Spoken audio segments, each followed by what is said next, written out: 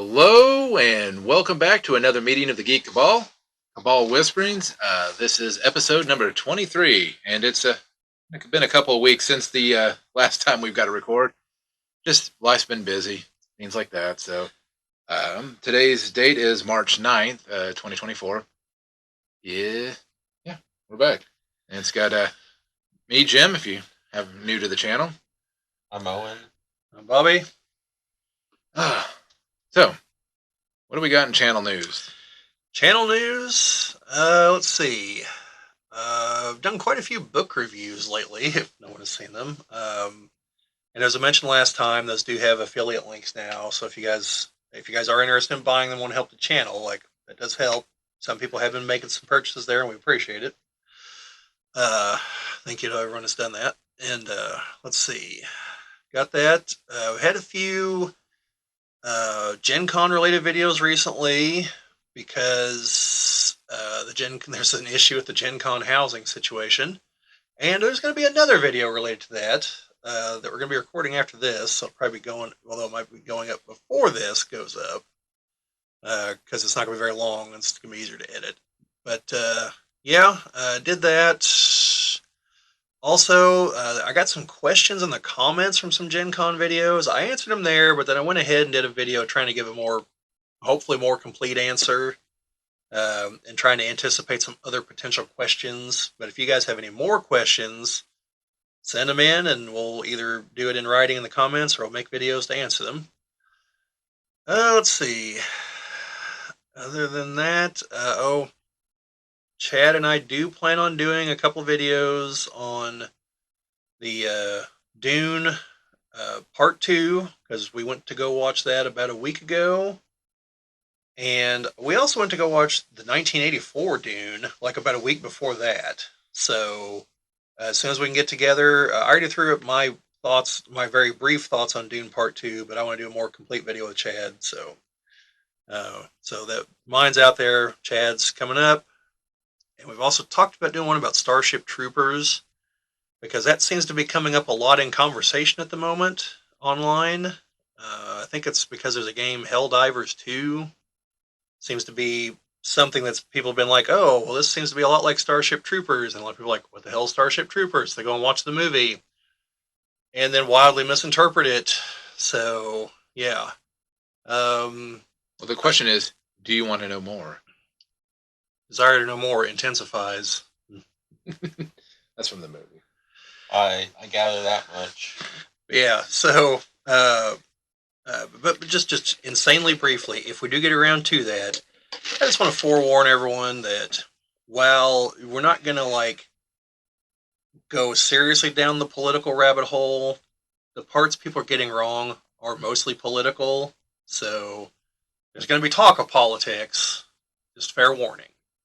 But the book has it too, so I can't really do much about that. But yeah, I think that's about it. I've got more book reviews coming. If you guys like those, seems like the nonfiction books are getting some traction as far as talking about them. So people seem to like those. I've got a few others laying around that I have read. I consider myself a well-read person, but.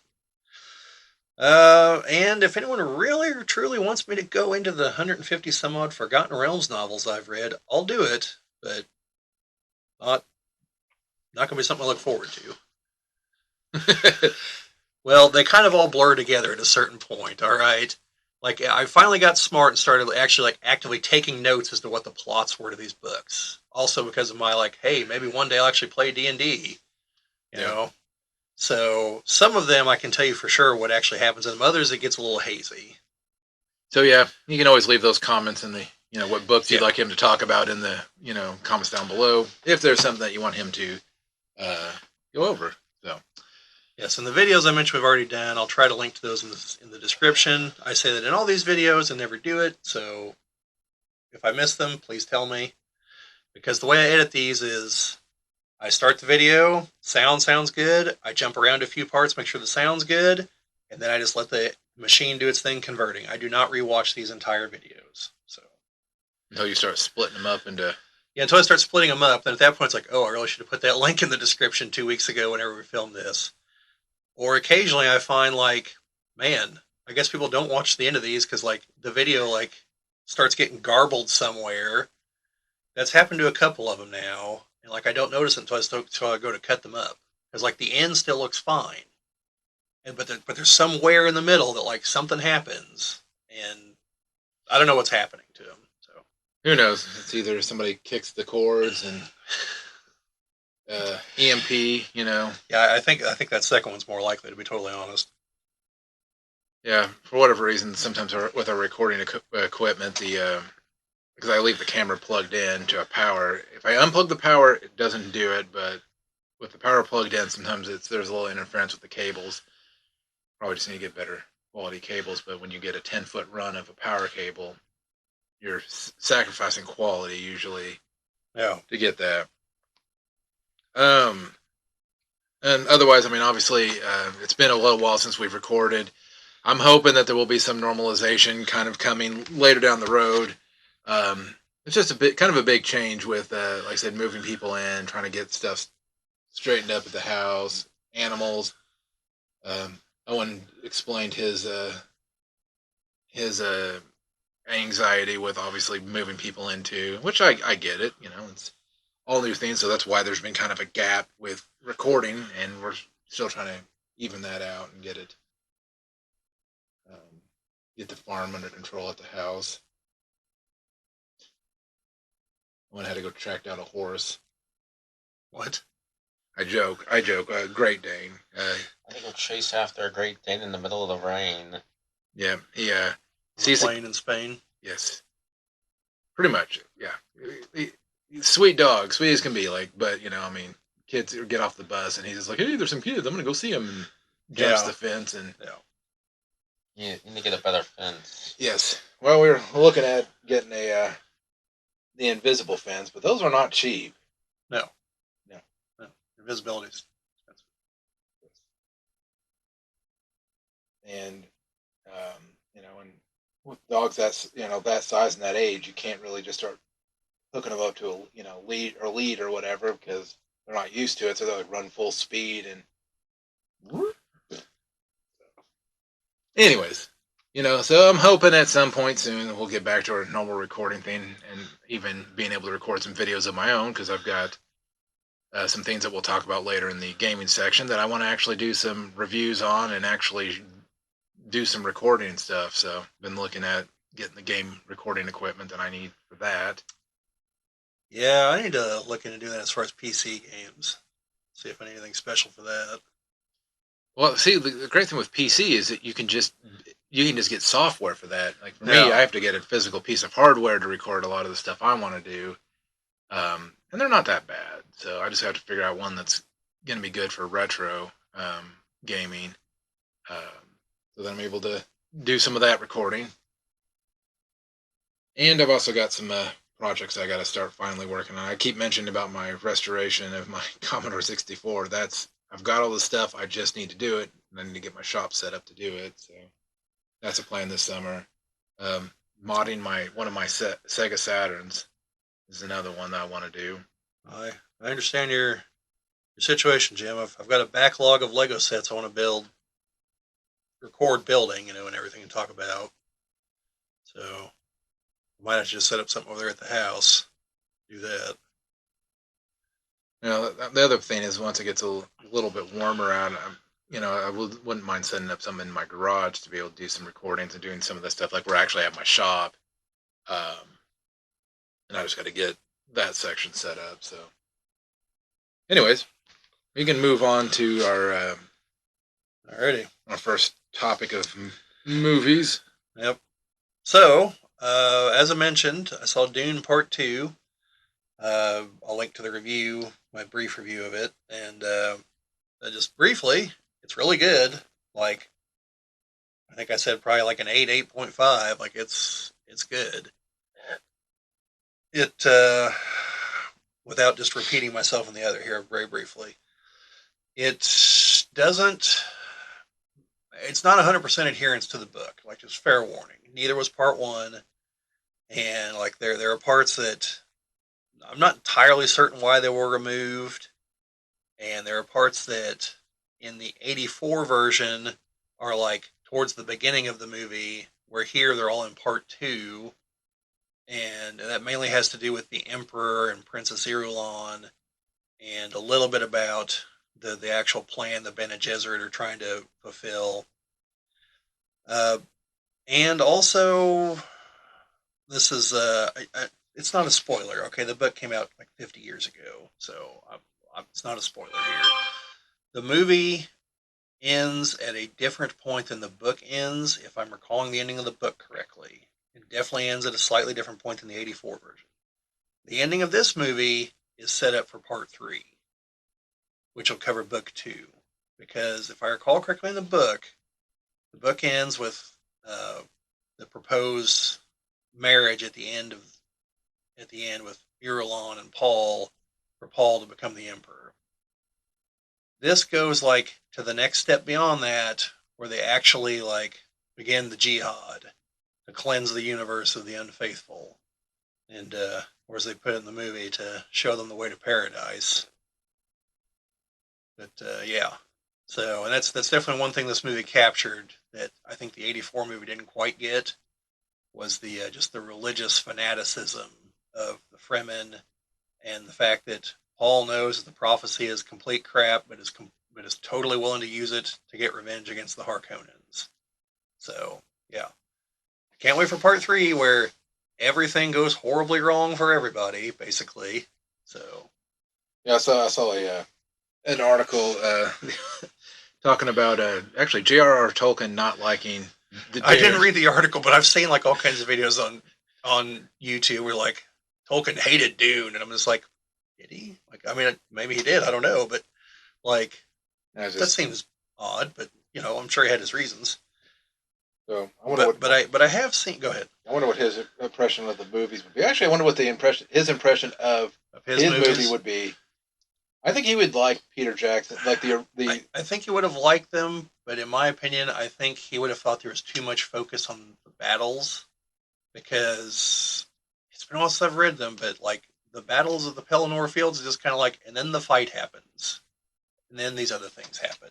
These guys survived, and now let's get back to all that world building crap I've been working on all this time. Let me spend 4 pages describing this hill Minas Tirith sits on, you know, and like there's no huge descriptions of the battles like what we see in the movies, but because of the different medium, like of course that's what you have to focus on. Well, that, and I wonder what he would have thought about the change of having the undead army coming to the Pelennor. I hated that because I guess I didn't even realize that was, you know, I mean, obviously I haven't read the books. But, yeah, there's no undead army in the books. Well, there is, but they just scare the Corsairs off their ships. Yeah, did I didn't send the meme picture that I found today, did I?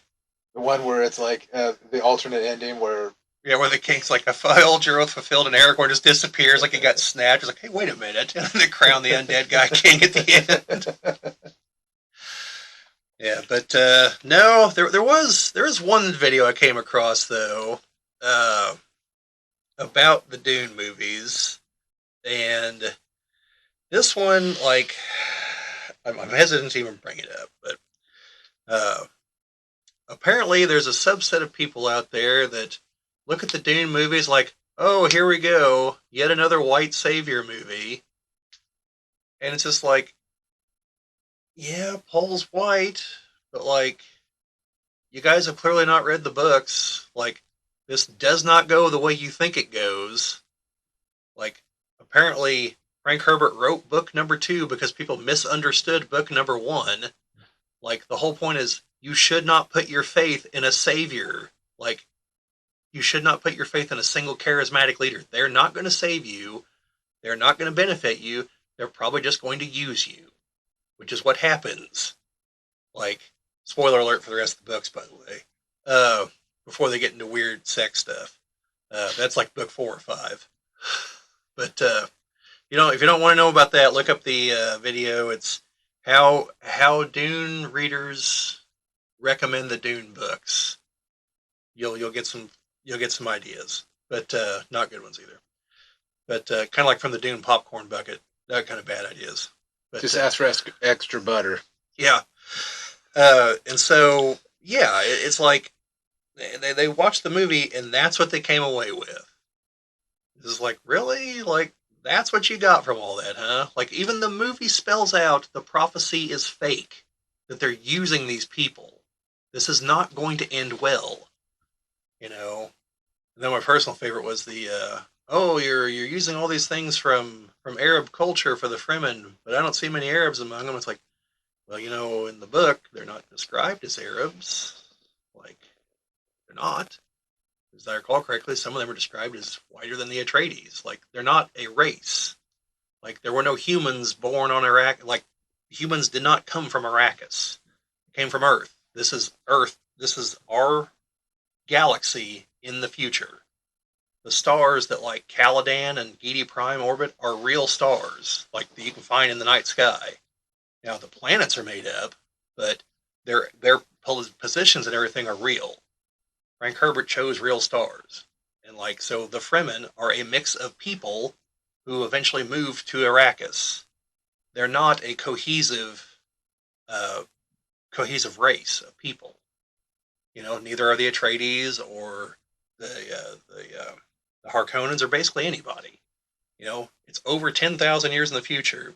There's been a little bit of mixing of things, So I don't know. It's insane criticism that Well, like and it literally boils down to they just don't get it. Like it's the whole point is the savior character is not the good guy.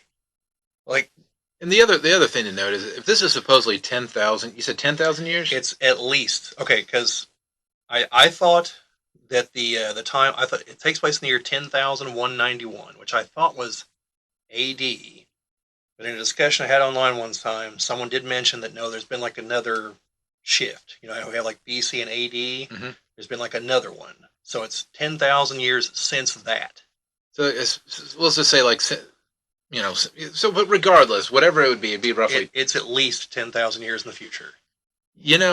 You think that race would be less of a, because at some point, especially when my feeling is like, say if we had to leave Earth, at some point you're going to go and start looking at, we're Earthlings, we're from Earth, we are all of one thing because those we're going to have that Independence Day moment of this is for all mankind kind of thing.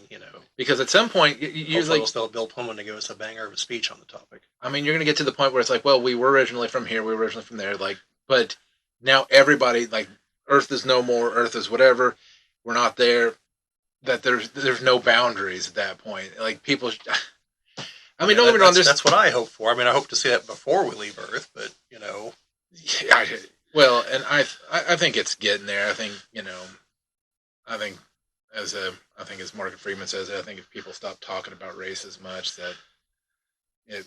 Yeah, I mean, like we need to acknowledge that things aren't perfect.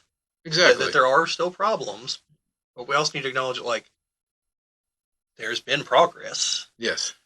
And like that's what I feel like when these topics come up is the big problem is that everyone acts like that it's still like the 1860s or something, and it's like no.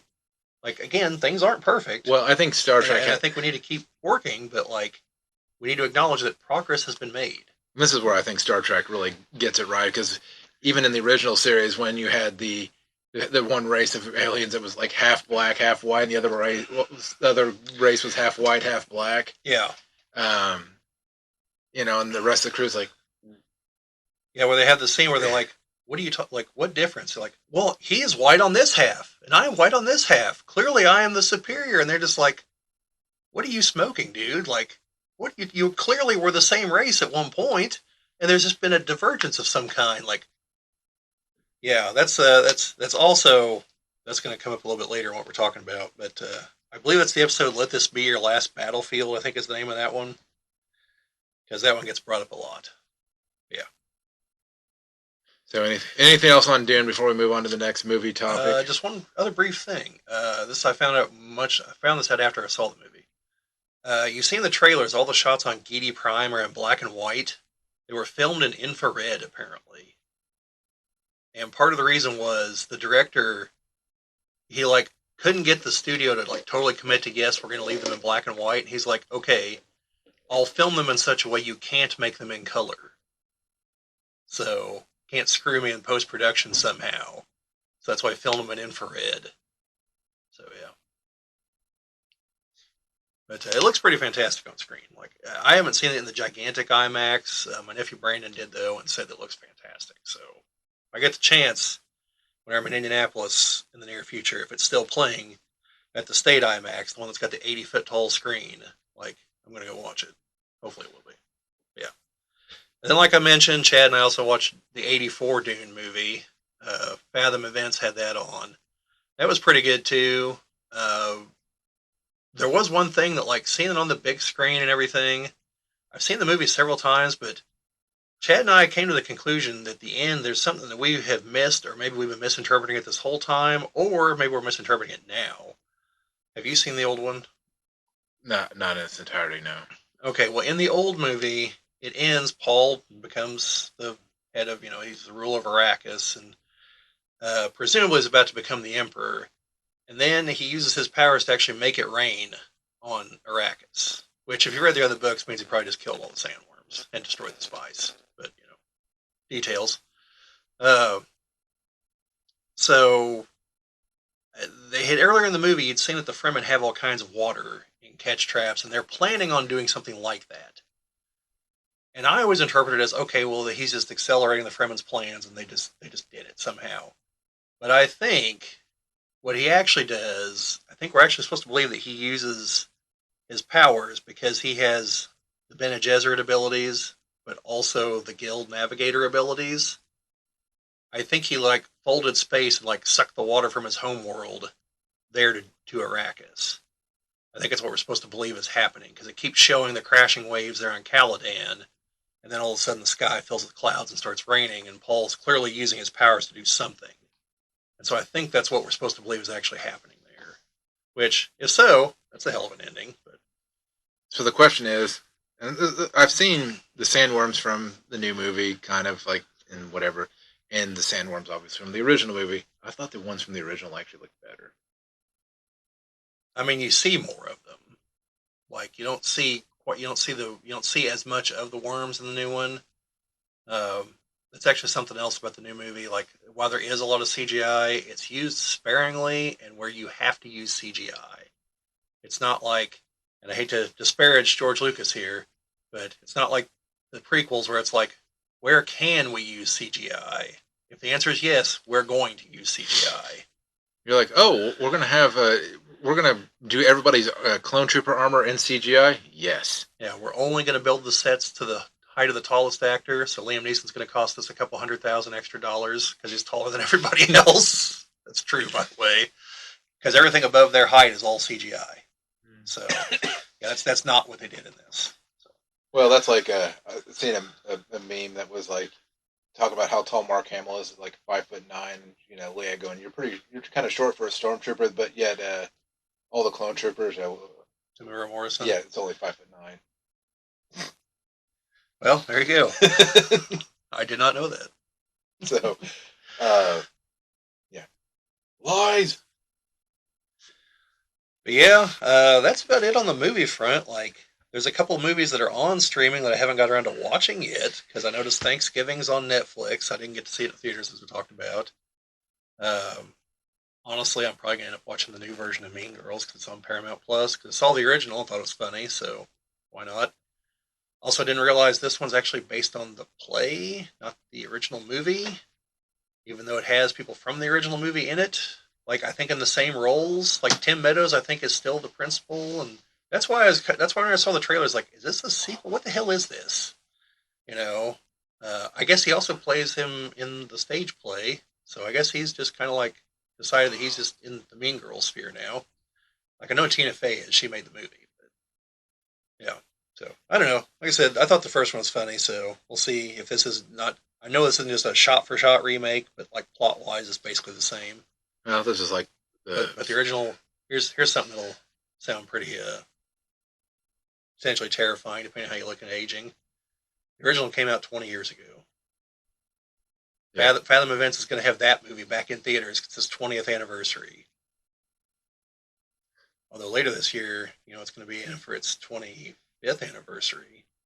The Fifth Element, which as the one of those movie, not what is it? The honest trailer said, either the greatest or the worst sci-fi movie of 1997, depending on your outlook. So what was the other one? I have no idea what else came out in '97 off the top of my head, but or not '90. Let's see, it was '99. And what Fathom Events needs to do is when you order your tickets, it actually send you a multi-pass. Yeah, there you go. Multi-pass. That would be good. Yeah, I guess Chris Tucker's role was they originally intended Prince on playing that. I can see that. I mean, I think Chris Tucker did a good job, for what it is. Like, he's annoying, but like that's what the role called for. Yes. Yeah, like that is like the quintessential Chris Tucker role too. Yeah, like the way the honest trailer put it, it's Bruce Willis with the greatest combination of giving a shit and not giving a shit. Just the way it goes through his lines and everything. Yeah. No, I'll if I get the chance, I'll go rewatch that. I saw that in the theater the first time around, so I liked it. So, like I said, as far as movies that I've watched, the only one I've watched recently has been The Heat. I said with Sandra Bullock and Melissa McCarthy. It was all right. It was a good buddy cop. It wasn't anything like, I don't think there was any sort of message to it. Nothing to be stated. It was just. I've seen parts of it, or I might have watched the whole thing. It wasn't bad. I mean, it obviously just something funny to watch. It's not anything that you're going to go back and go, man, that was the greatest. No, it's just a good fun watch, and I kind of like the fact that it, like I said, it didn't have like a girl power message or anything like that. It was just like, no, this is. I mean, it did a little bit because it's like, everybody's like, oh, she can't be a leader because she's a woman kind of thing. But it was done in a way that you could say, okay, I could see that. Because people didn't want her as to get some sort of promotion because she was kind of a bitch. To be clear, is it Sandra Bullock's character? Yes. Yeah. Well, Melissa McCarthy's character, she knew what she was, and she was a pain in the ass, and that was her. She's like the street cop, right? Yes. Yeah. So, well, speaking of Melissa McCarthy and movies she's in and movies they're related to, there's the honest trailer. I think it's the pitch meeting for the original Ghostbusters. The guy that does that Ryan George just put that up a couple of days ago, I think. They definitely pointed out some things I never considered about the movie before. What's that? Well, like like Winston, like he comes in and like so you don't have like any so we're just gonna hire this Winston guy, like no background, no nothing. He's just gonna be hired right there on the spot. Like, yeah, he goes, didn't you just tell me that these guys like national celebrities now? Like, yeah, they're on Larry King and everything. Like, so there's not like a line of people trying to join him. No, just this one guy. Like, okay, so now they got 4 people. Are they gonna like split up? No, just gonna all go to the same job. Like, it's not gonna actually lessen the workload at all. And he's just kind of like, the producer's like, okay, this doesn't make any sense, but sure. Like, and then Venkman goes to see Dana and knocks her out with Thor's. And he's like, wait, what now? Why do you have that with him again? Had it for his experiments. And then talk about like when they first introduce everybody, like, and then there's the other Professor Venkman who's trying to hit on one of his students. He's like, what? And he's like, yeah. Then there's like, yeah, I hear that's kind of a problem out here too. Yeah, me too. I was like, that was actually pretty good because he's a Hollywood producer, right? And yeah, and then like they mentioned like the librarian ghost at the beginning, like, so now that they know how to catch his ghosts, they go back and catch that one. Right? He goes, no, just leave it there. Well, they could have been caught during the montage. So you just told me they're running out of money. Like, why'd they hire a secretary if they have no work and they're running out of money? And he's like, well, they're not going to answer the phone. I was like, well, what the hell else are they doing? And just a bunch of little things like that. And then like, oh, so then the NYPD brings Lewis to them. Like, why? He goes, well, because he's a crazy guy yelling things. Like the NYPD has no experience with crazy people yelling things on the street. It's like, I don't think so. He's like, I don't know about that. Yeah, it's pretty good. You guys should check it out. Like all those pitch meetings are great, but like that one is pretty good. Yeah. So Owen, have you watched any movies? Anything of recent? Can't say I have. Why did we bring you on here? I don't know. Well, I've got one more piece of movie news, and that was actually kind of hits a little closer to home in a way because of where it happened. The voice actor for the Gremlins from Gremlins, and I believe they said, the squirrel monkey creature from Star Wars. Are you talking about Jabba's pet? I believe so. The Kawonki monkey lizard, if I remember right, what they're Yes. called.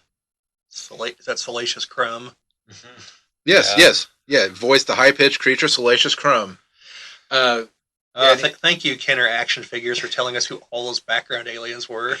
uh, so, yeah, he did, like I said, the voice of, the Mogwai. So, Oh, so he's also Gizmo? yes. Huh. Mark Dodson, yeah, he was down in Evansville, Indiana at the HorrorCon, and I guess died of a massive heart attack in his hotel room while he was sleeping. So, um, just kind of a, obviously hit news here because it's like, well, famous voice actor, Well, this would have been years ago, but the lead singer of Drowning Pool died in Indianapolis. Remember when that happened? I think it sucks. But yeah, So, no, go ahead, Jim. I say, well, yeah, I mean, yeah. So you've got, as I don't know, this year has been just really weird with the people that that have already died so far. I mean, it always seems like the beginning of the year you get like this whatever of deaths or whatever, because the other one, which would be more into the TV show side of things, was Akira Toriyama, uh, creator of Dragon Ball, Dragon Ball Z, and all that. He died, and he was only like in his 60s, like 68 or something. Yeah. Um, and no cause of death on it. It just said that some like bleeding from his, bleeding in his brain kind of thing, which I don't know how that happens just randomly, but It might have, had an embolism or something. yeah. So don't have a whole lot of things on that, but makes me kind of wonder the future of Dragon Ball. And we can get into some of the implications. That'll get into that a little bit later, but I do know that he had at And least. they're crazy if you haven't heard them. And I did know that there was one show, and I believe it's Dragon Ball Dama, but I should have looked this up. Looked up the other information. Uh, that was in progress, or was in development, or something to that effect. Let me just check real quick. I believe it was Dama, yeah, or Diama. Yeah, it's supposed to start in 2024. Um, so who knows where that'll go, if they'll continue that out. But that's where I guess most of the main Dragon Ball cast gets shrunk down to kids. Um, and only funny thing I seen out of that whole spiel was, so I don't know if it was in a comic or what, but somehow like Gohan's is still an adult, but Piccolo's turned into a child. So Gohan reenacts his revenge onto Piccolo and grabs him by the head and chucks him into a mountain because that's how Piccolo trained him as a kid. I don't know. I guess it's good parenting. Well, if you ever seen the Team 4-Star stuff for Dragon Ball, it was always like Piccolo was actually Gohan's father, and Goku was always just treated as just like, as his dad, but not, like as the absentee father, and who didn't really even care. Well, if they're going to continue it, they need to get what's his name that made the Evangelion series. It'd be like, here's another property. Just run with it. See what you can do with it. So we'll get like an ending that makes no sense. So then they'll have to make a movie to explain it, which won't explain it, and just have more questions, which will ultimately lead to another whole series trying to explain it, which still doesn't, but at least gives you some kind of closure. Well, I mean, when it comes to Dragon Ball, it's funny that they had an entire series in there that so far Dragon Ball Super has almost thrown completely out the window. GT. Yeah, Dragon Ball GT. And Dragon Ball GT, like, as its own entity, it would have been probably okay, but I bought the entire thing, and I wish I wouldn't have when I bought it, because I bought it episode by episode, or bought it DVD by DVD, which would have like 3 episodes on it. Oh, yes. I know you're paying on that one, Jim. I have Gundam Wing that way. It's a 50-episode series spread across 10 DVDs. It's ridiculous. I don't know why I bought them that way. I mean, I bought them as they were coming out. I had no idea down the road they were like, here, for $20 you get the whole series. Well, Well, no, I think it's like $30, but still. but at the time, like some places, that was a way to get it as soon as possible. Like it wouldn't be on TV for another year or so. Yeah. So if you wanted to be up on the, I know it happened whenever I started watching Death Note. The two compilations, I know for sure the second one came out before Cartoon Network got done with its initial run. So I bought the series and just watched them that way because I was watching them on Cartoon Network. And then the compilations came out, the first and second half. And I know for sure the second half came out before they were done running them. So I saw the whole thing before it was actually done on Cartoon Network. Being a Death Note, I always like when people go to get to go get autographs from people, and they like open up they'll have their book, they have them sign it, and they like close it the Death Note, so the people are signing their own names into the Death Note. If you don't know the premise, the idea is that any name you write into it. I get the basic premise. But there is a caveat to it because you can also write how they die. Yeah. How and when, if you want to.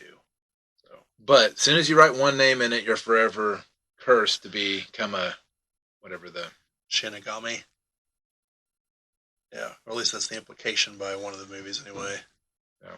Because they also released they do these things with. For those of you that don't know, a lot of anime series will also they'll condense everything down into like a movie or two, where they basically just hit all the high notes of the series. And they did that with Death Note in the first one. The whole thing's being narrated by, is it Ryuk? He's the one that goes down to Earth, right? And to another Shinigami. And the other Shinigami seems really interested in what happened to Light Yagami. And as he's walking away, Ryuk calls him by that name. It's Light as a Shinigami. He doesn't remember his life. He just knows what he's been as a Shinigami. So, yeah. But yeah, also a series that there's a certain point you should just stop and make up your own ending because it's going to be better than the ending to the show. Besides Silver Surfer? I still think you're onto something. They should just make the second part, maybe make it as like the what if line or something. Like what if Silver Surfer had an ending? Silver Surfer 97. There we go. Yeah, that's one thing. If the X-Men cartoon works out, I'd like to see him resurrect the others. I'd like to see him Spider-Man. I'd like to see how it turned out, going with the Beyonder, trying to find Mary Jane at the end. Yes. I wouldn't mind seeing the Fantastic Four and Iron Man cartoons come back, and then once they have them all, do what they were starting to do, and tie them all together so we know they're all the same universe. Now don't get me wrong, the Silver Surfer cartoon probably on its own was probably the weakest of all of them. Yeah. But I think it wasn't because of. It's just because what do you do with this? I don't think they understood how to handle the out there space side of things as much. Because the same thing happened, I think, with the Spider-Man sequel series, whatever that was. Where they go to Counter Earth. Yeah. Because I think I only watched part of that. I think most people are I really should watch all that. I think most people are like, this is just a little too weird for me. It's like everybody in the city is now replaced with animal people, and I think it would work now. Well, yeah, that people are like, oh yeah, the High Evolutionary. I mean, they might notice he looks a little different, but that's all right. But yeah, I'd like to see him resurrect all those if they could come up with decent stories and everything. Well, Silver Surfer's perfect. So all you have to do is finish the last.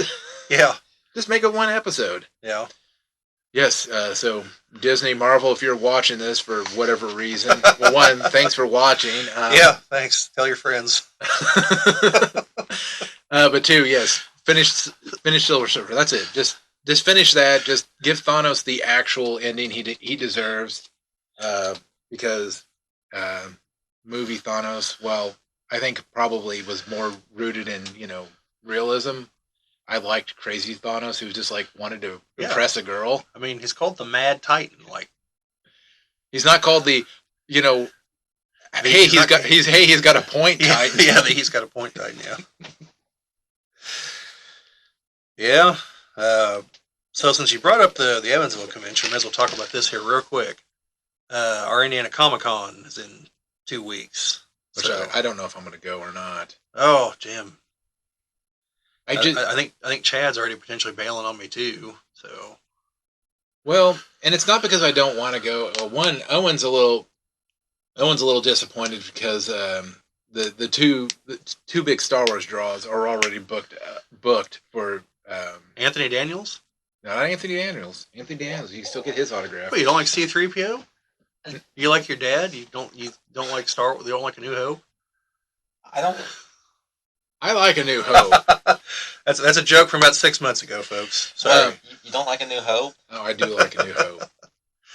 Though I did find that there is like a following of people that are like, The Phantom Menace is a good movie, and people are like, it's one of my favorites of the prequels, and there's I accept that different people have different tastes. Like, I know there are people that legitimately like the sequel trilogy.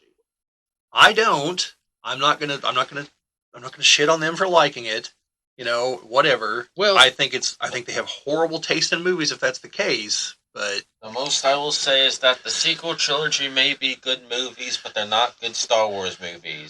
There were some moments in The Force Awakens I thought I thought were good. I agree that The Force Awakens on its own is a watchable movie. You know, if it weren't Star Wars, like if somehow it could be divorced from being a Star Wars movie, I think it would have done decently at the box office. Wouldn't have done anywhere near what it did, but I think it would have done decently. Probably would have gotten a sequel. You know, like it's not a terrible movie. Except it's that 2 and 3 are just like, what the hell happened here? You know? Yeah. No. Well, I can say there was a few moments in The Force Awakens like this is pretty good. Like the whole like chase with the Millennium Falcon with the TIE fighters chasing it was good, except for if you really think about it, that Rey should not have been that excellent of a pilot. Right. That's where the whole like it's a Star Wars sequel starts screwing with you. Like if it was just a movie on its own, like sure they'll explain this maybe somewhere. Like, because Luke had a, people are like, well, Luke, he knew how to fly an X-wing, and I'm like, no, he flew a T-16 on the Skyhopper and through Beggar's Canyon, which is by far not an easy thing to do. Yeah, shooting Wampa rats. Yes, there's the few comments, plus there's the deleted scene with Biggs that they put back in, which I know that's like right before that scene, and it's really really super convenient. I get it, but like. It is there. You know what they need to do? They need to put in the original scenes of where Luke goes to Tashi Station for a little bit before like everything. And Biggs is there, right? Yes. Yeah. Because at one point he's like standing on the ground, like looking up in space, and you can see the space battle happening. Oh yeah. Okay.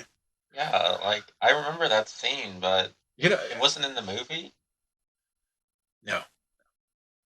Now. I mean, they should bring it back with like a preface. I mean, I know why they did it because obviously, like the pacing wouldn't have.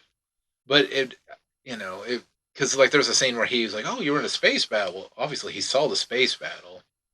And at the time, he also didn't, even though he didn't really like the Empire, he was going to go join them. Yeah, well, that's what Biggs did. I mean, Biggs joined to learn to be a pilot so he could go to the rebellion. I mean.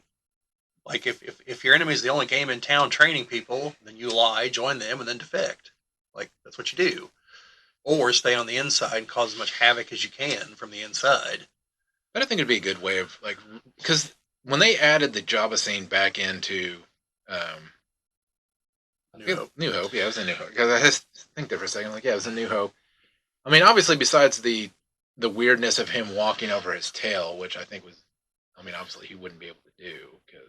Not because he couldn't step on his tail, but because I'm pretty sure Jabba would have killed him for that. Probably. Like, what I think the way they should have handled that was, as he starts to cut away to the bounty hunters, keep the audio going, and then cut back with him on the other side.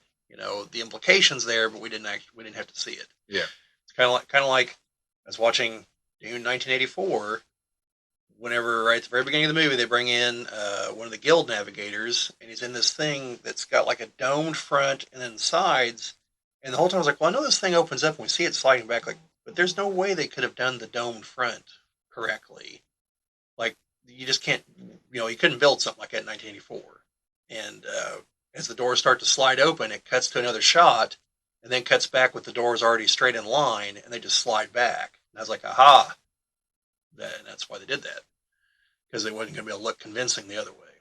So yeah, that's what you do for things like that. I think it'd be neat that they bring back some of the lost shots, or even just put them into, like just put them in just make a thing of just them. A little bit of commentary at the beginning explaining it, then here's the shot. Yeah. But no, I don't know how we got onto that. Well, we were talking about the Indiana Comic Con. Okay. And the fact that Owen doesn't want to go see Anthony Daniels. No, it's not that. It's tell them who. So Hayden Christensen and Rosario Dawson are both going to be there, but they've pretty much already sold out. I've already noticed on Facebook people are offering to sell their, like they're like, oh, I bought 2 signings. I was going to have them sign a picture and this, but I'm only going to have them sign the picture or whatever.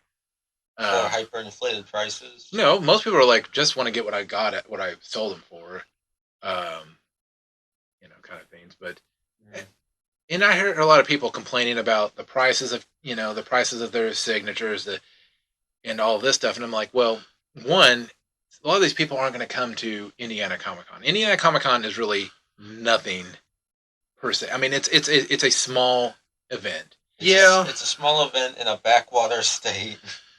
Well, I don't know. I say I won't go that far. Indianapolis has the Indianapolis 500. It has noted, and I know this because it's come up in some other topics recently. The highest attended sporting event in the world, like 300,000 people show up for that. Like, that's insane. So you've got that. You've got the Pacers. You got the Colts here. So I mean, you've got like Indianapolis. Indianapolis has hosted the Super Bowl. Like, we have GenCon every year. It's a huge convention. I think like the National Firefighters Association has a huge convention there. The NCAA tournament's hosted there. Like, it's a big city, but they're probably comparing it to GenCon, which is not an autograph convention. They tried that and it never caught on here in Indianapolis. So, like last year, I mean the celebrity row, was impressive. We had like Ron Perlman and some stuff last year. Adam Savage, which we tried to get in line for, and they told us to come back, and then he left. So, Adam Savage, you're watching. Well, we wanted an autograph, and I do watch it. I do watch his show Tested quite often. That's like the year before. Billy Zane was at a different convention and left and came to Indianapolis, like mid convention. But you said this was their 10th anniversary. Yeah. So. I mean, don't get me wrong. Like, I want the convention to grow. I think one of the biggest complaints I also saw was that people are like, "Where are the comic book people?" Yeah. So far, there's like a comic book guy listed, and everyone's kind of like, "So is this Comic Con, or are we just like rename this Celebrity Con?" Like, and the other people are like, "Well, but these people play comic case." Like, don't care. I want my comic book signed, not the other. But now I get that the other probably draws more people. By the way, as far as the celebrities. Yeah, and that's the thing is if you rely specifically on just comic books, the convention wouldn't work, and that's unfortunate, because I mean, a lot of the stuff like these people are dressing up as, I mean, they're all from comic books, right? What's sad is like one of the earlier years, they had like Chris Claremont was here, George Perez, who since passed away, he was here. Bob Layton, who's well known for like a huge stretch through Iron Man, writing and drawing. He was here. Like several known big name comic book people were here. Well, there is one at least big author that's going to be there, Timothy Zahn. Yeah, Timothy Zahn. So Owen, you can always get your books signed. You have a couple of Timothy Zahn books, I think. Oh, I could bring my hardcover set of the Thrawn trilogy. The Thrawn trilogy, yeah. Oh yeah. I don't. That name didn't ring a bell for me. Yes. Yeah, I hate to say this, but I had to look up who it was. It was like Timothy Zahn. Like, I know he's a Star Wars author. What the hell do you write? And I think I was talking to you or Chad, like Thrawn books. Like, oh shit, I did not know that. Like, yeah. But so kind of when Armand Shimmerman shows back up, so I can actually get his autograph this time. Because I definitely think if you're doing comic book autographs, I think book authors should fall into that as well. Because I mean, you have comic book artists, you have comic book writers. I think books fall kind of into that category too. Yeah. And to the point, I mean, I see there needing to be more people there, but how do you get people into your convention to see these comic book things? You give them other incentives to come in and look. But yeah, so anyways, like I said, the two big draws are already sold out, and like I said, the people are complaining because they're charging $200 for an autograph. Now it's the autographs that are sold out, right? Yeah. Are the photo ops still? Because I know they're doing separately, but those two are also doing together. God, I can only imagine the money. It's like I could imagine probably like $400 to get. Well, I'm surprised they weren't like, so Anthony Daniels, you're here too. Like, you want in on this? He's like, no, I don't want to be associated with those people. I tell you about whenever Chris and I went to go watch there in Indianapolis, an orchestra performed most of the songs from the at the time 6 Star Wars movies, and he was there. He was like the host, that, talking about all the songs and introducing them and everything. Yeah. So yeah. That'd be neat. Yeah. So yeah, I mean, Yeah, only one song everyone wanted an encore. the Imperial March. Yes. Which I always find, like, I get it, like, it's great, but like people don't know what John Williams modeled, what he modeled to make that song. Well, okay, so the thing is, like, if you talk about a song that actually kicks, that like gets your heart pumping a little bit, it's that one. I mean, that one, Duel of the Fates, and Yeah. and then the gosh, why I never think of the Obi-Wan Anakin fight. Battle of the Heroes. Yes, Yeah. I think you've got 3 songs there that are just banging. Like, don't get me wrong, the rest of Star Wars. I mean, you could, you know. Well, the other one that I always get that I like is I don't know what the hell it's called. It's when it's there on Tatooine when Luke comes out and is staring at the twin suns. Yeah, Yes. and because it also comes back in Revenge of the Sith whenever Obi-Wan does the handoff there.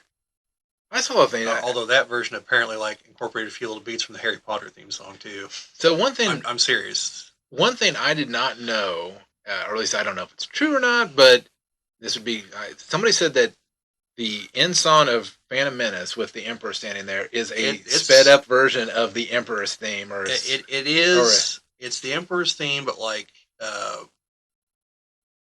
the chord is different. Yeah, if you pay attention to it, you can hear it. Like, but if you don't know, you'd never. So interesting. Yeah. So you know what I meant as far as the Imperial March, right? Yes. Like you know what what it's inspired from, right? Yeah. Owen, do you? No. And for those of you out there that don't know, songs that would have been really popular in Berlin in the 30s. Well, they did that. They did that in Command and Conquer Red Alert too. The main theme, the Hell March. Yes. Yeah. Yeah. No, there's a quality song right there. That's like that soundtrack was one that you could just jam into while driving and whatever. It was good. Speaking of Command and Conquer, apparently EA's put a bunch of Command and Conquer games on Steam. Yes, and if you're right now as we're recording this, they're dirt cheap. It's Command and Conquer 3, its expansion, Red Alert 3 and its expansion. I think to buy all 4 of them is less than $10 right now. And it also includes like Command and Conquer Generals. Yeah, I didn't know Generals is on there, but yeah. So and the third games in the franchises are still good. It's Command and Conquer 4 where things drop off a cliff. Well, now Red Alert 2 is definitely the best, but are you going to go to where Capitalist hasn't gone yet? Space. Yeah, you got like you got Command and Conquer Dungeon Keeper also on there, and the Saboteur. Yeah. I think we've moved into the gaming thing. We make we'll go ahead and finish gaming up. We'll do gaming right now, and then we'll move books to after that. Well, was there anything else we're going to say about Indiana Comic Con? I don't think there was, but I know Chris and I are going. I don't think I'm going to make it up to Adepticon, which is the same weekend. But since Chad's not going, or might not be going, I don't know. I don't want to say he's not going, but sounds like there's some concerns about going. Well, it's not just like, I don't know, you have to get scheduling figured out because, moving around. Yep. Yeah. Yeah. I mean, obviously having to move the kids between places and stuff. That's always fun for scheduling. But yeah, I was going to try to go to Adepticon because of BattleTech stuff and Dwarven Forge stuff this year, but I don't think it's going to happen, unfortunately, which sucks because, well, the one thing I would have bought that I know they're going to have there, it's probably going to be too expensive for me to buy there at this moment in time because I haven't got money saved back for it. For those of you who've seen some of our other videos, I recorded a video, I think you helped film it, of the gigantic BattleTech playmat. They have a new one. That's all, 4 foot by 6 foot like that one. It's a city on one side and like a savannah on the other side. yes, he has a BFM. Yes, I know. You've shown it to Now I just me. need 2 tables to put it on and actually play sometime with it. But Okay, well, let me get over into firing range. Hold on a minute. An hour that's it. later. That's what artillery is for, Jim. That's like in the click game, the MechWarrior Dark Age click game. Like the artillery had a long enough range, you could shoot the game next to you. Like because it was in inches. You didn't use squares like HeroClix. It was in inches, and you're supposed to use a 3 foot by 3 foot square. Which, just off the top of my head, I don't know what the diagonal from one corner to the other is, but some of the artillery had a 4 foot range. So from a corner, the longest, farthest point is the other corner. You could hit that and then some if you wanted to. Yeah, speaking of which, I was looking at the Mech Warrior Clicks figures, and I saw it was in the book. It said, "Do you want to have your mechs fight zombies?" And I'm like, was this like with the horror clicks that you could like somehow like adapt them to? Yeah, I don't know about that. There's one it's not an adventure because BattleTech doesn't have adventures, but one like campaign kind of thing where you do come across the Word of Blake had like set up something to like remote control mechs or something. They're essentially zombie mechs, is what they are, and it ends with you destroying the planet because you're like, we can't let this crap get out to the rest of the galaxy. This has got to go. So kind of like the zombie troopers in Star Wars. If you read the old EU books, there's 2 of them that had zombies. One in the Old Republic and one in the Empire. All right, so Yeah, I think we're probably thoroughly into gaming now. So yeah, and like I said, we can circle back on the book side of things. So Owen's talking about Steam. So one of the other things that came out, actually, that's going to be more than just on Steam, is Also on PlayStation and Xbox is and the Switch, I believe. the Battlefront Classic Collection, the first and the second original Battlefront games. supposedly with all DLC included from not just from one, but like from like the Xbox exclusive. Well, if there's some notable changes include apparently the textures being upscaled, not by AI, which is I thought they said it was by AI. I thought they said they did AI upscaling. well, I don't know about that. That's a whole nother can of worms we're not going to open up now. But yeah, Battlefront 2 is going to include the originally exclusive Xbox DLC, which added maps from the first game and also 2 heroes, Kit Fisto and Asajj Ventress. However, uh, there's rumors that instead of actually porting the DLC, they actually just used a mod that added them into like the PC version.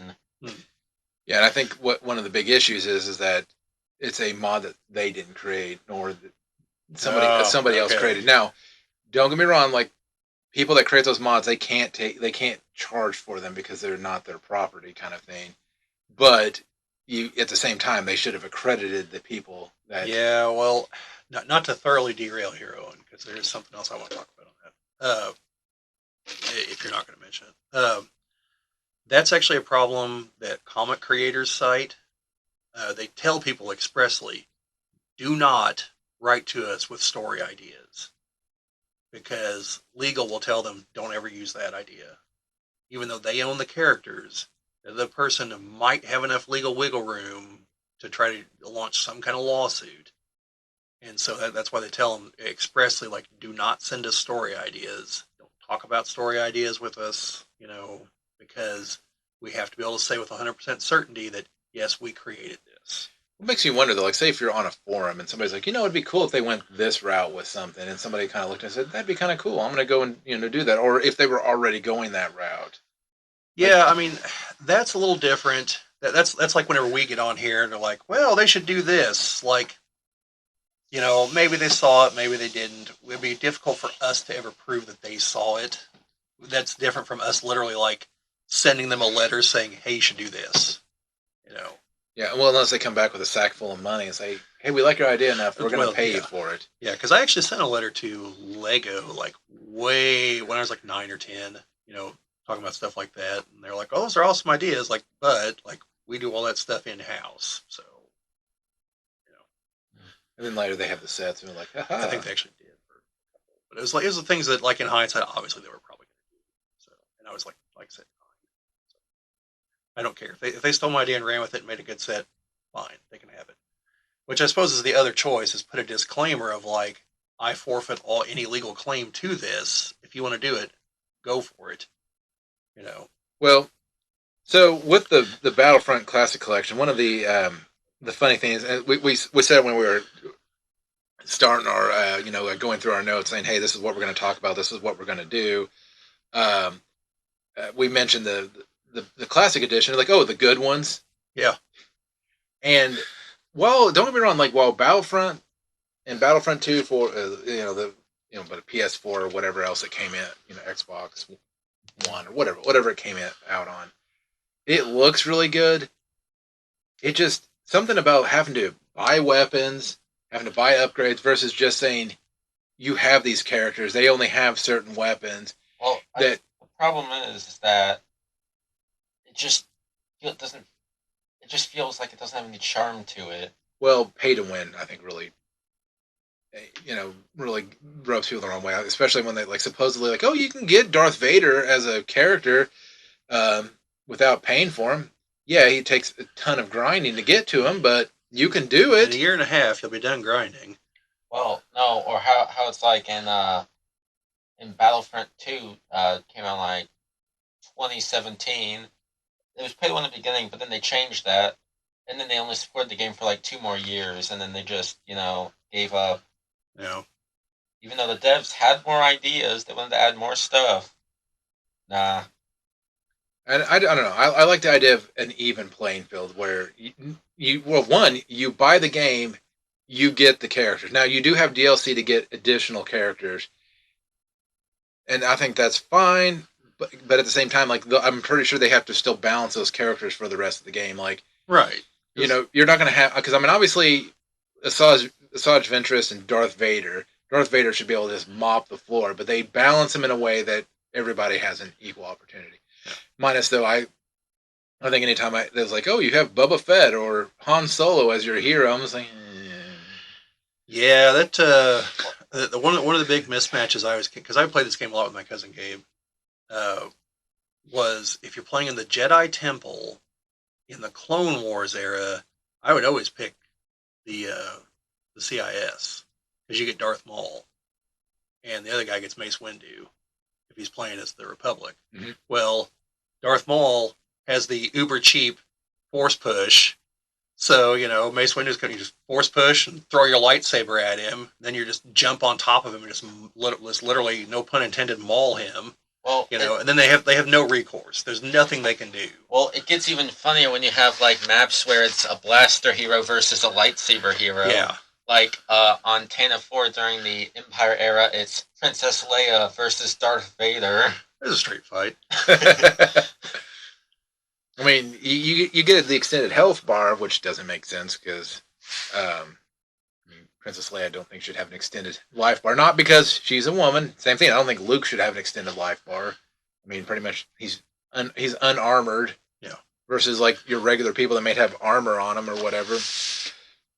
But no, we were getting ready to start the thing here, so I wanted to grab a couple of games to, a couple of the classic games. Obviously, I have 2 versions of Battlefront 2. One of them's the greatest hits version. Yes, I got the greatest hits version, the original version.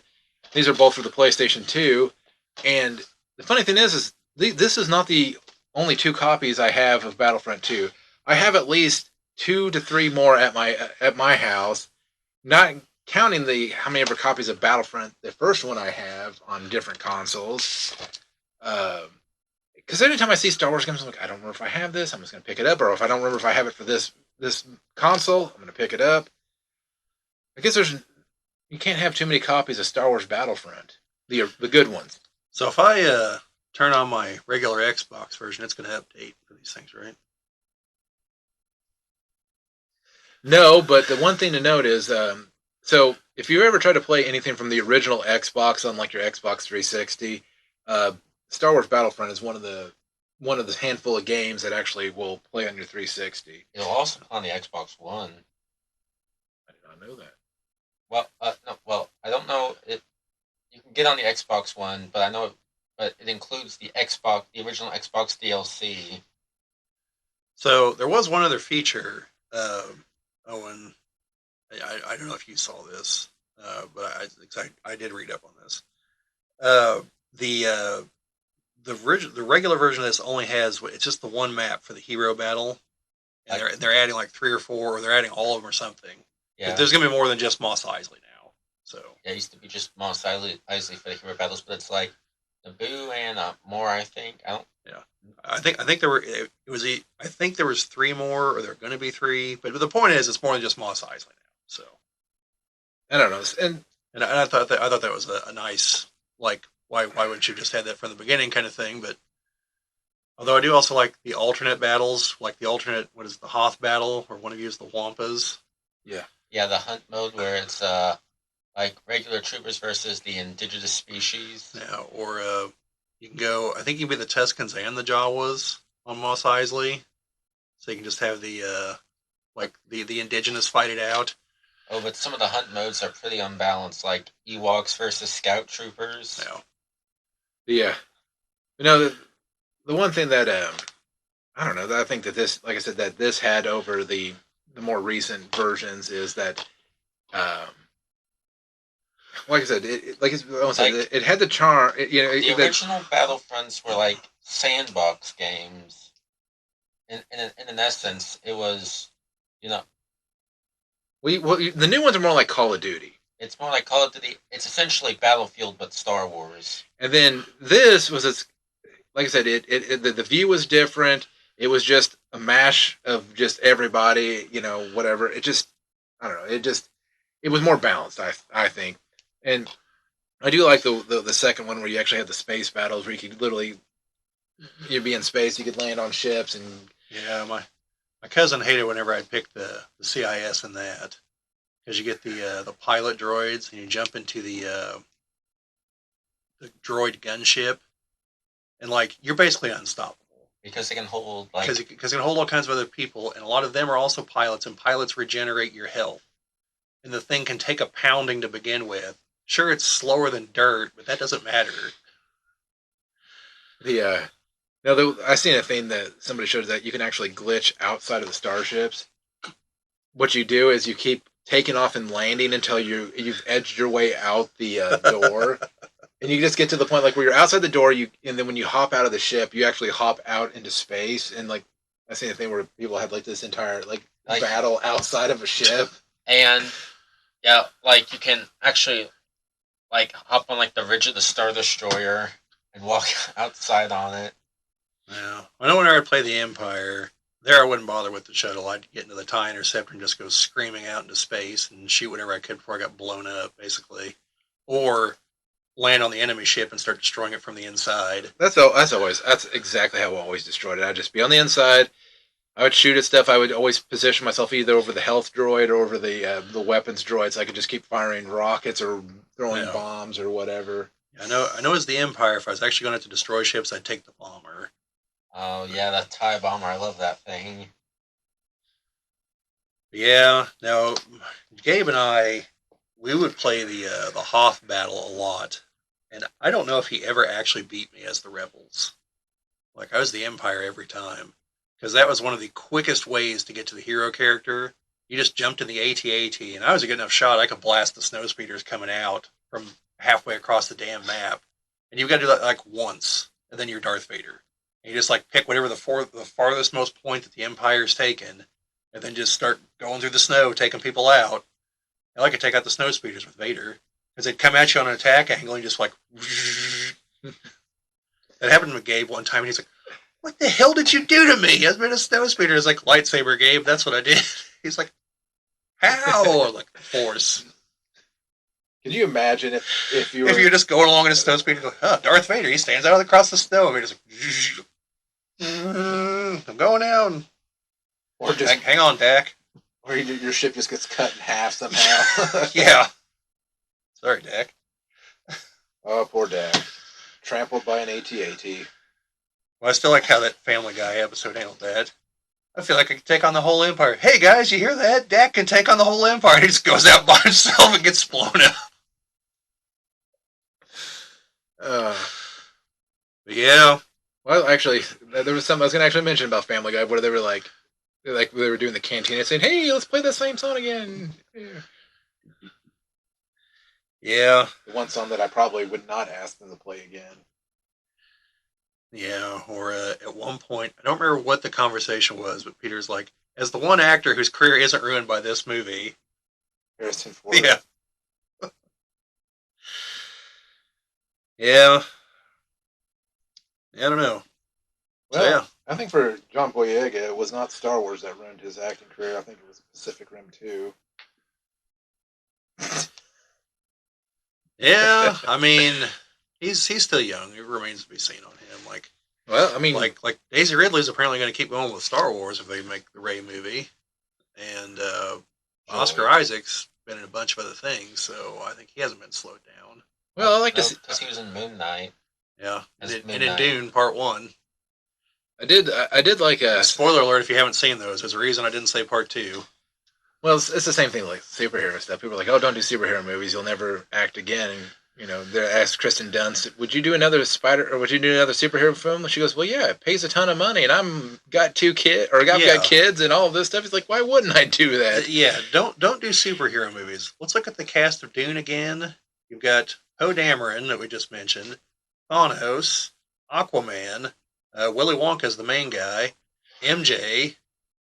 I mean, hell, Baron Harkonnen is Eric Selvig from the Thor movies. Um, yeah, the other Black Widow, she's in it, Florence Pugh. And then Christopher Walken, who's not really in any comic book movies, but he's cool as Christopher Walken. And then James Bond. That's true. As Max Zorin, who had definitely one of the comments I've seen online at one point is like, I never really thought I would look at an old Bond movie and actually root for the villain. What? His plan was to destroy Silicon Valley. That's what they mean. Oh, go ahead. And they're like, that's a spectacular Bond movie, by the way. It ends with a fight on the Golden Gate Bridge where everyone jumped out of a blimp. Like, it's great. I've never actually seen a Bond movie. Oh, well, don't start with this one, but you should definitely watch this one. It's A View to a Kill. Well, and I had a trivia question come up, and I couldn't think of what the actress's name was, but it was for Mayday. Grace Jones. See, I didn't know. I could think of Mayday, but Yeah. which I told him, I said, just put Mayday down. And I think they gave us partial credit for it. Yeah, it's Grace Jones, who was also in Conan the Destroyer. Yes, because I was that, and I guess she's a singer or something as well. She was a singer or model or something. Yep. Yeah, it was. Yeah, it was a couple other things on there. I was just like, Played a vampire in a movie I watched on Joe Bob Briggs' Valentine's Day episode a couple weeks ago. I might go back and watch that at some point. That movie got weird. But yeah, that'll be nice when those are back out. I don't think I have any system other than the PC that they'll be on, but well, and I supposedly, keep telling myself I'm going to buy a Switch. But I keep saying that it's supposed to be a version for the PS4 and the PS5. I've seen that.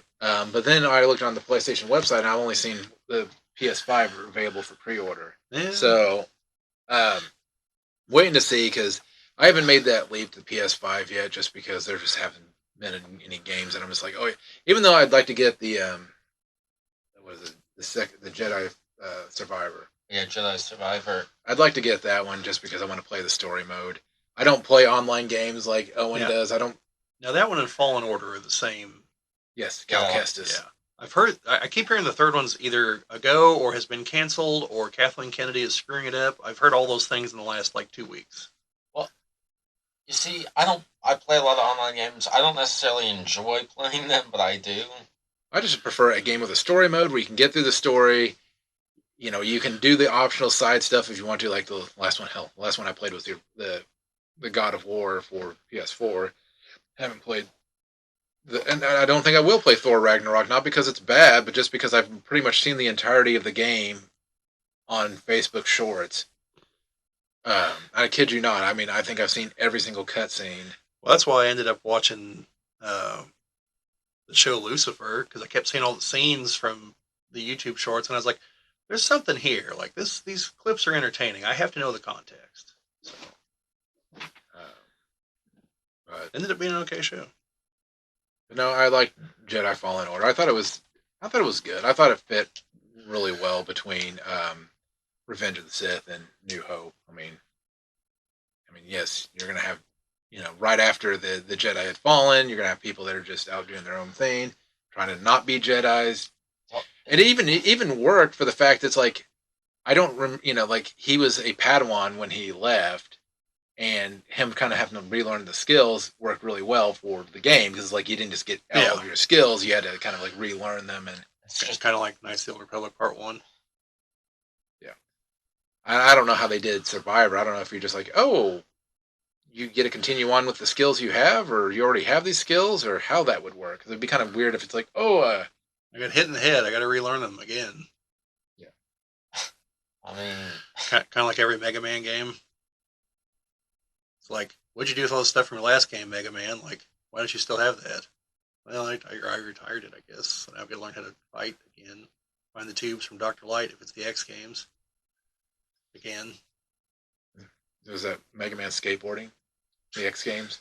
Yes, yes. Jeez. Not to be confused with Mega Man Soccer. I do not have Mega Man Soccer, unfortunately.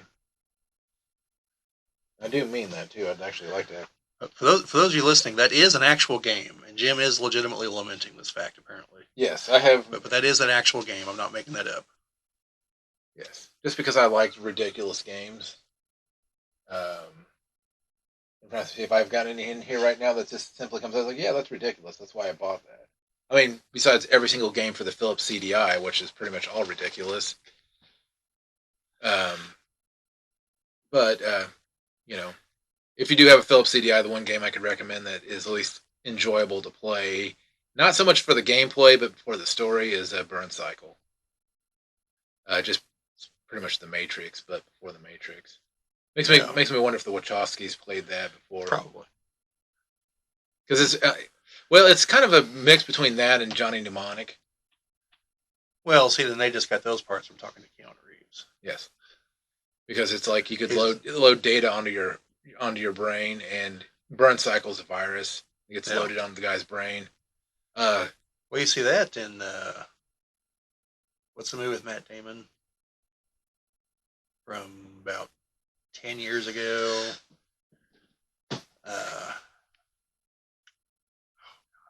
That movie. Like basically all the rich people live up on the space station, and all the Elysium. Yeah, Elysium. Elysium. Sorry. Yeah, because he goes to load the thing. He's trying to do that, to load the codes or whatever to Elysium, and like it's rigged with a virus that's going to kill him. Yeah. Then the guy from District 9 is a mercenary trying to kill him, and so everything copied from Burn Cycle is what I'm hearing. A lot, yeah, from the sounds of things. Burn Cycle has probably one of the greatest twist endings in at least early gaming. Because don't you switch bodies? Yeah. I don't want to, No. Because you at one point you have to take over somebody else's body, and in today's environment, they could have a bestseller on their hands if they rejigger some things and And believe it or not, I actually have 2 copies of Burn Cycle. Did you get one from Justin? I think I have actually one sealed copy. I think one's sealed and one's not sealed. I could be wrong on that. They may both be open, but I think I bought a couple lots of games, and Burn Cycle just happened to be. It's one of the more popular games. Yeah. One of the other more popular games, Voyeur. And yes, it is. It does involve spying, but you're supposed to be spying on a presidential candidate. So not like what we would have expected on like Cinemax back in the day. If you would have told me that was the name of the movie. No. But I mean, you do see probably still Cinemax today. You do see some of that, but if Cinemax even still around. But one of the neat things about Voyeur is that each playthrough is different. Like there's a randomized thing.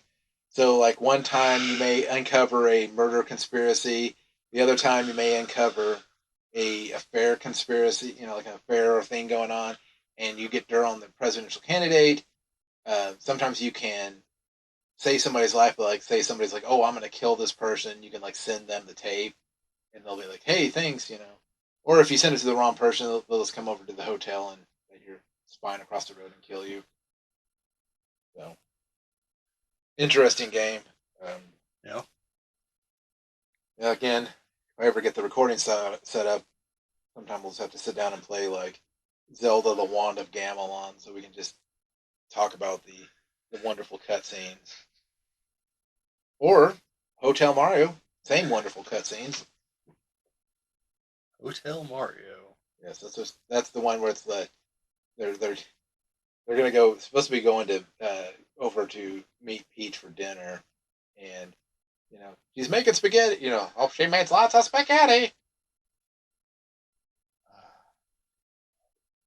Yes, which I believe that actually had the what's his face he's the voice actor for Mario. That one. I don't know.